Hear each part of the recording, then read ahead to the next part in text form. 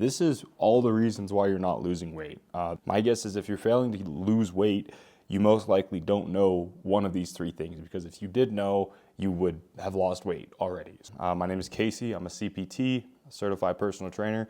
I am currently 5 weeks out from my first bodybuilding show, and I've read books on nutrition. I think the biggest thing that a lot of people struggle with is crash diets. They starve themselves, they try all these different things, and then they always end up in the exact same place. And they're just like, well, what am I doing wrong? Why can't I do this? I'm keeping my calories low, but I just keep going back up in weight. In fact, if you think about the Biggest Loser, most of those contestants that went on that show gained all of the weight back, plus some. These people knew how to lose weight, but they could not keep their weight off. And that is what I want to talk about, because a lot of the times these people will lose weight and they won't do the three key things that they need to do to actually keep the weight off. The first thing, weight loss is not about willpower. It is about strategically designing your environment to make weight loss easy. Let me explain. I think I've struggled a lot in the past with food addiction. I would say I struggle with it right now, but I like to speak on negative habits in terms of past tense, just so I can kind of trick my mind into it. I would go ham on the food cupboard when there was stuff to go ham on, right? If you have Twinkies and Ho-Hos and all of these other snackish foods in your cupboard, you are going to eat them. I like candy just as much as anyone else does, right? Sugar is addictive to everybody. The key is strategically designing your environment to make it as difficult to eat sugar as possible. So for some, maybe it's getting a grocery delivery order right to your house and not buying any candy. Maybe it's putting the candy in a separate drawer where you can't visually see it. Maybe it's putting a fruit bowl in more visible view than the candy bowl, because then you're going to be more likely to go for the fruit and make a healthier decision just naturally. A lot of the times people don't factor in the psychological aspect of actually losing weight. I was a psych major before I dropped out, and I also have read a lot of books on behavior change, and I've used a lot of these things with my clients who I have trained. The first book I recommend you read first off is Atomic Habits. This will completely revolutionize the way that you see the world around you, and it will show you why, despite your best efforts, you keep failing to lose weight. It's most likely because your environment is set up for you to fail. Discipline is not using constant willpower to will yourself away from candy. Discipline is using willpower in the moment to not have to use willpower in the future by consciously moving unhealthy food elsewhere and consciously buying healthy food. So then in the future, you don't have to use up more of your willpower, which kind of has been proven as a limited resource, to make better decisions. The most important part of losing weight is making it as easy as possible to lose weight and make it as hard as possible to gain weight. So maybe that's parking far away when you go to the grocery store. Maybe that's chewing gum throughout the day. Maybe that's getting Diet Coke instead of a normal Coke. There's baby steps that everyone can make. And I guarantee you, if you can think about what you're doing in your day-to-day, there is something in your mind that you could make a small change on that could compound over time and make you lose a shit ton of weight, right? If you drink a vanilla coffee from Starbucks every day that's 400 calories and normal black coffee has 0 calories, that's 400 calories of cream and sugar that you're eating daily. Maybe substitute the syrup in that with a sugar-free syrup. Maybe don't go to Starbucks at all. I don't want to be a hard ass and tell you not to do this stuff, because behavior change is a very long process, right? It also leads into the second thing, which is the insulin part of losing weight. Now, most people think calories in versus calories out is all that matters. But the thing is if you have insulin resistance, which is something that is a characteristic of type 2 diabetics, you are way more prone to having your body keep and store fat for longer. The fatter you are, the easier it is to get fatter, which is kind of, I guess, God's one of his cruel pranks. I learned this from a book called The Obesity Code by Dr. Jason Fung. And he talks about intermittent fasting being kind of the key to controlling your weight, because when you're constantly eating and your insulin is constantly spiked, your body will naturally balance out the calories in versus calories out equation. There's been a multitude of studies that they've done where someone has eaten 2,000 calories and then gotten 500 calories cut off, and then their body just naturally moved less, naturally produced less heat. And it's all because their insulin levels were still super high. So a lot of people think, oh, thermodynamics, calories in versus calories out, but they don't take into the fact that their body is a biological machine, right?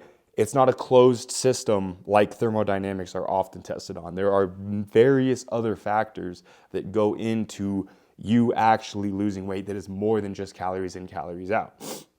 And so a big thing to be aware of is insulin resistance, right? If you are always eating and you're never taking a break to allow your insulin to go down, your body is never going to open the floodgates of using your own body fat as energy instead of just the food that you're eating. So if your insulin levels are super high from eating stuff like specifically sugar or even more refined carbohydrates, you are going to be way more likely to just use the glucose in your blood, which is basically the carbs that you eat, as fuel rather than the fat that you're burning as fuel.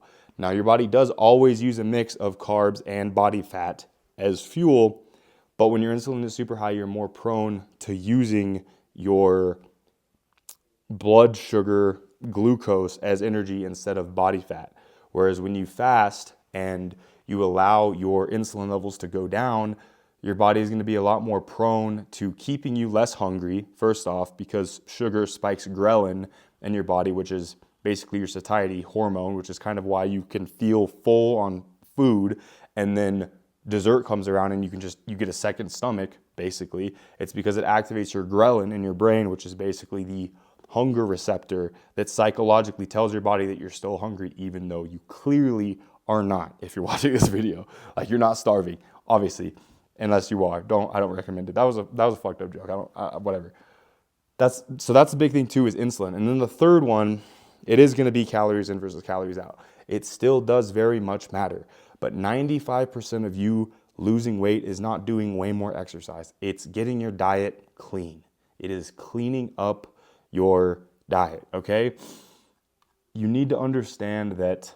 You need to understand the basics of nutrition, your macros, right? How many calories is in a gram of carbs? How many calories is in a gram of protein? How many calories is in a gram of fat, right? If you're eating cheese for the same amount of weight that would be in bread, as in 1 pound of cheese, 1 pound of bread, there's going to be double and a little bit more calories in that cheese than there is in the bread. This is stuff you need to understand with the food that you're eating. You need to get a concise understanding of what your body calorically needs each day, and then you need to check the calorie labels on the stuff that you are eating. You cannot just blindly eat the food that you're eating and wondering why nothing is happening. I would recommend getting a calorie tracker. A lot of people are against it. I personally would not be in as good of a shape as I am right now if I did not track my calories, because I would just mindlessly eat stuff like cashews, cheese, fatty cuts of beef, whole milk, stuff that is super dense in fat, and wonder, well, I'm eating so little, why am I still gaining weight? It's because it takes very little of these high fat foods to go over your calorie limit, for which your body then uses to put on more fat and energy, basically. So the thing you need to be aware of is consciously designing your environment to make sure that it supports your weight loss goals. Do not buy anything with added sugar. That's a great thing to start off with, because added sugar is going to be the number one cause of you gaining weight. Sugar, sweet tea, super sweet alcoholic beverages, chocolate, candy. You gotta love it, but it's not helping you. It's not helping you. So you have to stop buying all of these things that ultimately you do not need. And you'll realize once you stop buying them how little you did actually need them, because you're not even going to think about consuming them once they're out of your house. So customize your grocery list to fit the lifestyle you want. Get whole foods. You can get stuff that's sweet. Get fruit. I mean, that's a great, just cut out the processed food if you buy your own groceries, or put the processed food away so you don't visually see it. That act alone will make sure you eat it way less. Now, the second thing, understand your insulin. This kind of factors in with the nutrition. You need to understand that the more you eat sugary beverages and the more you eat frequently, the more your insulin is going to be spiked up. With your insulin being spiked up, your body is going to be less prone to using your body fat as energy, thus keeping you from losing fat. And then the third thing, which is the overruling thing that matters the most, is calories in versus calories out. You need to figure out how many calories you need to eat daily. There's calorie calculators online. You can look it up. Calorie calculator, enter in your weight and height, find your BMI, find what your calories likely are depending on your activity. If you sit in an office job, you're probably not very active. And then what you need to do is get an app like MyFitnessPal where you can track your calories. And then at the very least, get the one that has, you could get the one that has like a barcode scanner, which is like $45 a month. It is 100% worth it. I don't use it because I understand my food, but for someone who's starting out, it would be very, very crucial. You can scan the barcode of the food that you're eating, and you can look at the portions of how much of it you are eating. Most people don't realize that a small cup of cashews is like 300 calories. It's insane. And most people just snack on these things and think that they're healthy and then wonder why they're not losing weight. It's because you don't understand, one, how much calories your body needs, and two, how much calories the food that you're eating has in it. This is going to be the number one thing. If you are not able to lose weight despite your best efforts, you most likely just are not educated enough. You need to do some investment in your own time to learn these things, like reading the obesity code, like reading Atomic Habits, which is going to help you with behavior change, like looking into maybe a coach, a personal trainer who can actually tell you, hey, you need to eat A, B, C, and D. You need to do these workouts. These will help you burn the most amount of calories. These will build muscle so that naturally at rest you'll burn more calories than if you were just fat.